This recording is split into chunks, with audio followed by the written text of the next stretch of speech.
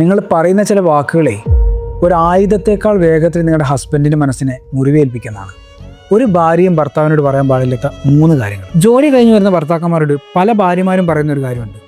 അപ്പുറത്തെ വീട്ടിൽ മൂപ്പരെ കണ്ടോ, മൂപ്പർക്ക് ശമ്പളം കൂടുന്നുണ്ട്, പ്രൊമോഷൻ ഉണ്ട്, നിങ്ങൾക്ക് മാത്രം ഇതൊന്നും ഇല്ലല്ലോ എന്നുള്ളത്. ഒരു പുരുഷനെ സംബന്ധിച്ചിടത്തോളം അവൻ്റെ ജോലിയിലെ കഴിവിനെ ചോദ്യം ചെയ്യുക എന്ന് പറയുന്നത് അവൻ്റെ കോൺഫിഡൻസ് തകർക്കുന്ന ഒരു കാര്യമാണ്.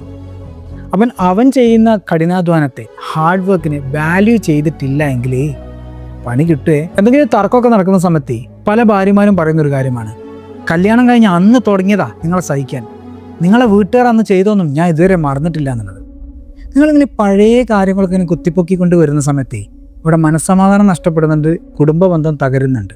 അപ്പോൾ ഇന്ന് എന്തെങ്കിലും വിഷയം ഉണ്ടെങ്കിൽ ആ ഒരു കാര്യത്തെക്കുറിച്ച് സംസാരിക്കുക, അത് തീർക്കാൻ ശ്രമിക്കുക.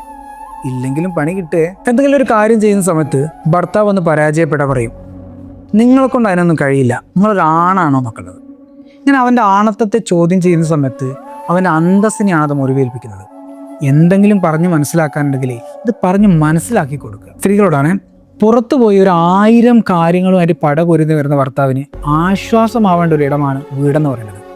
നിങ്ങൾ അയാളുടെ എനർജിയെ കെടുത്താതെ അയാളുടെ ആത്മവിശ്വാസത്തെ കൂട്ടുന്ന വിധത്തിൽ അയാൾക്ക് സപ്പോർട്ടായിട്ട് നിൽക്കുക, അല്ലാതെ അയാളെ തളർത്തുന്ന ഒരു പോയിസണായി മാറാതിരിക്കുക.